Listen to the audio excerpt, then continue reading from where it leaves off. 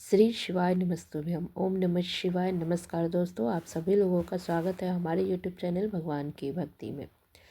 दोस्तों, आप सभी लोग जानते हैं कि 3 मार्च 2025 सोमवार के दिन पर रहा फाल्गुन महीने की चतुर्थी तिथि। और आपको बता दें कि यह जो तिथि है फाल्गुन महीने में पड़ने वाली सबसे बड़ी तिथि है और इस महीने की पहली चतुर्थी तिथि है। क्योंकि यह सोमवार के दिन पड़ रहा है, इसलिए हमारे हिंदू धर्म में इसका बहुत ही बड़ा और विशेष महत्व होता है।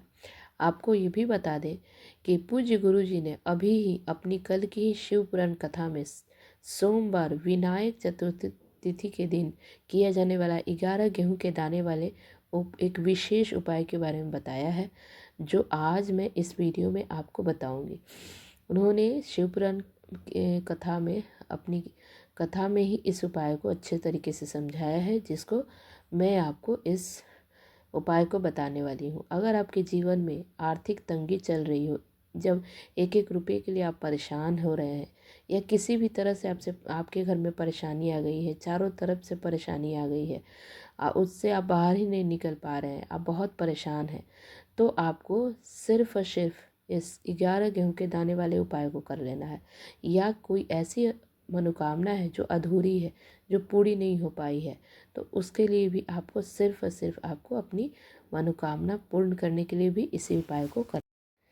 अगर आपने पूरा साल निकल गया, आपने कभी नहीं किया है इस उपाय को, तो आपको फाल्गुन महीने की चतुर्थी तिथि को इस उपाय को जरूर से कर लेना है, क्योंकि एक बहुत ही विशेष दिन है और फाल्गुन महीने की विनायक चतुर्थी तिथि सोमवार के दिन पड़ रही है। तो इस दिन तो सिर्फ और सिर्फ 11 गेहूं के दाने वाले ही उपाय करने चाहिए, क्योंकि इन दोनों का संयोग बहुत ही कम बनता है। और गुरु जी ने कहा है कि जब भी ऐसा सोमवार के दिन अगर फाल्गुन महीने की चतुर्थी तिथि बने पड़े, तो 11 गेहूं के दाने वाले उपाय ही जरूर करना चाहिए। लेकिन उसको सही तरीके से सही मुहूर्त पर अगर किया जाता है, तो 11 गेहूं के दाने वाले उपाय को, क्योंकि ये प्राचीन काल का एक महा उपाय है, तो इसका बहुत ही अच्छा इसका फल मिलता है। और आपको बता दें कि इस उपाय को करने से महादेव जी के आशीर्वाद से आपके जीवन में कितना भी बड़ा दुख संकट क्यों न हो, उससे आपको मुक्ति मिलती है और कोई अधूरी मनोकामनाएं है वो पूर्ण होती है। और अगर अगर आपके जीवन में नौकरी की तैयारी कर रहे हैं, या नौकरी नहीं लग रही है, आपका व्यापार बंद पड़ा हुआ है, कोई घर में बीमार है जो बहुत दिनों से आप परेशान हैं, डॉक्टर को दिखा रहे हैं, ठीक नहीं हो रहा, या आपके घर में जीवन में धन क्या बहुत ज़्यादा परेशानी आ गई है, आर्थिक तंगी चल रही है, तो आपको इस उपाय को जरूर करना चाहिए। इस उपाय को करते ही जीवन में धन आने के नए नए मार्ग खुलने लगेंगे और आपका जो भी मनोकामना है वो पूर्ण होगी और जीवन की किसी भी प्रकार की परेशानी होगी वो दूर हो जाएगी। तो आपको इस फाल्गुन महीने में पड़ने वाला ये जो विनायक चतुर्थी तिथि है, आपको इस दिन इस उपाय को जरूर से कर लेना चाहिए। आपको बता दें कि इस उपाय को करने से आपको वह फल मिलेगा जिसके बारे में आपने कल्पना भी नहीं करी होगी, इतना बड़ा फल मिल सकता है। पंडित जी ने अभी की ही शिवपुराण कथा में बहुत अच्छे तरीके से इसको समझाया है, जिसको अच्छे से सुन के समझ के आपको मैं बताने वाली हूँ। और इस वीडियो में मैं एक एक करके सारी चीज़ें बताऊँगी कि उपाय कैसे करना है, कब करना है, उपाय करते समय किन किन बातों का ध्यान रखना है, सारी चीज़ें अच्छे से समझाऊँगी। इसलिए आप वीडियो को अंत तक सुने और पहले उपाय को अच्छे से सुन लें, समझ लें, फिर करें।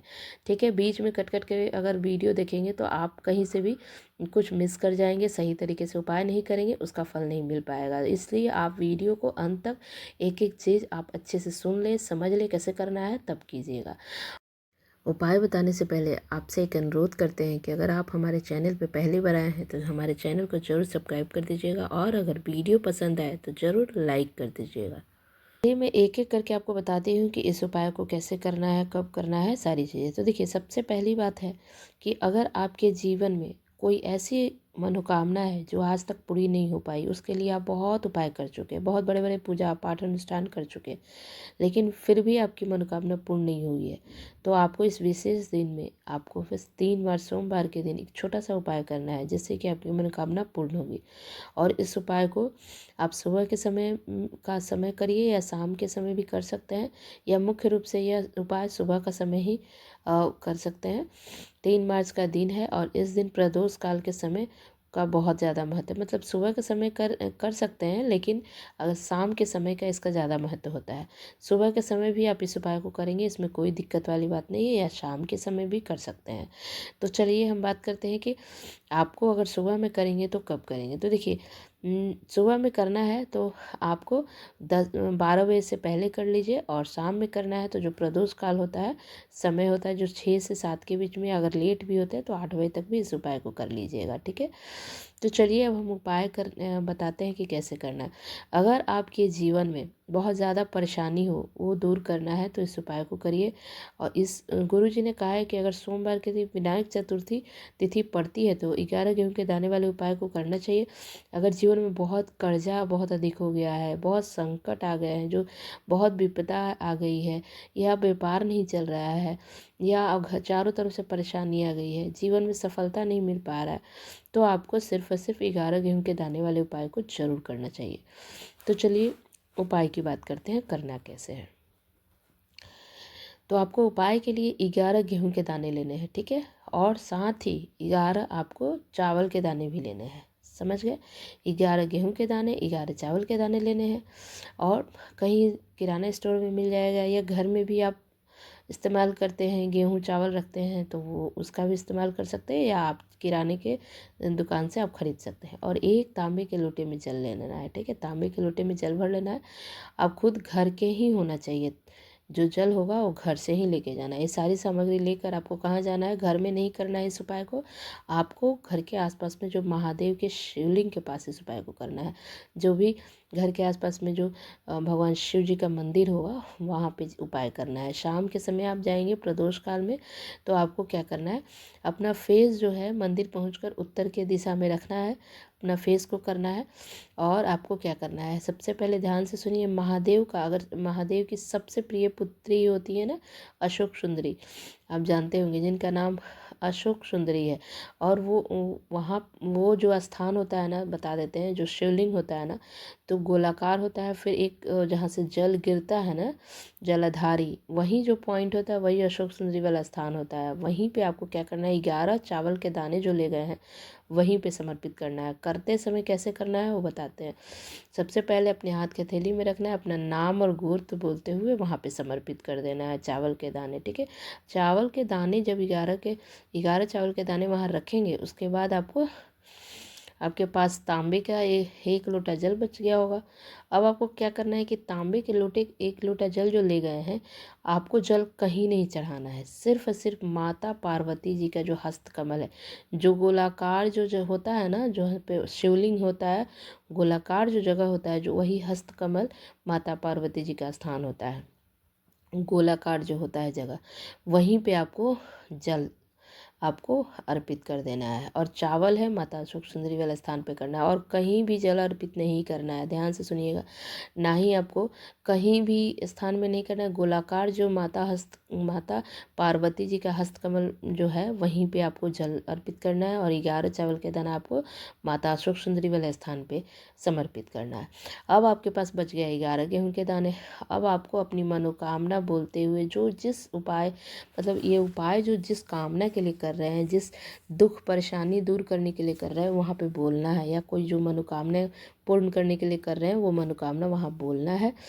प्रदोष काल में आपको इस उपाय को शाम में कर रहे हैं, तो महादेव जी को अपनी मनोकामना बोलते हुए आपको क्या करना है, 11 गेहूं के दाने जो है शिवलिंग के ऊपर आपको समर्पित कर देना है, ठीक है। आपको बता दें कि महादेव जी को अगर अपने गेहूं के दाने 11 जो है शिवलिंग पर अर्पित कर देते हैं, तो महादेव जी आपकी मनोकामना, जो भी परेशानी है, ज़रूर दूर करेंगे और आपकी मनोकामना ज़रूर पूरी होगी। अन्न को समर्पण करने से, उस खासकर गेहूं का समर्पण करने से आपकी सारी इच्छाएं पूरी होती है। और अगर वह दिन सोमवार का दिन हो, तब तो इससे सुंदर संयोग बन ही नहीं सकता है। सारी इच्छाएं पूरी होती है, और बहुत ही ये महाप्राचीन उपाय है, बहुत ही मतलब बहुत पुराने मतलब बहुत पहले से लोग ये इस उपाय को करते आ रहे हैं और इसका बहुत ही असर जल्द मिल होता है। आप एक बार ज़रूर कीजिए। भगवान शिव के जो शिवलिंग है ना, वहाँ पे 33 कोटि देवी देवताओं का वास होता है। और अगर हम शिवलिंग के सामने कोई भी उपाय करते हैं ना, तो हमारे सभी देवी देवता हमसे खुश हो जाते हैं। और यह उपाय आपको अवश्य करनी चाहिए। सुबह के टाइम अगर कर सकते हैं तो ठीक है, अगर नहीं कर पाए तो शाम के टाइम ज़रूर कीजिए। गुरुदेव जी ने कहा है कि सोमवार के दिन किया जाने वाला यह सबसे खास और सर्वश्रेष्ठ उपाय है और इस उपाय को आपको ज़रूर करनी चाहिए। तो आप इस उपाय को ज़रूर कीजिएगा। देखिएगा आपके जीवन में जो भी परेशानी चल रही हो ज़रूर दूर होगी और आपकी मनोकामना पूर्ण होगी। अगर हमारा वीडियो आपको पसंद आए तो ज़रूर लाइक कर दीजिएगा और चैनल पे पहली बार आए हैं तो ज़रूर से सब्सक्राइब कर दीजिएगा। हमारा वीडियो देखने के लिए बहुत बहुत धन्यवाद।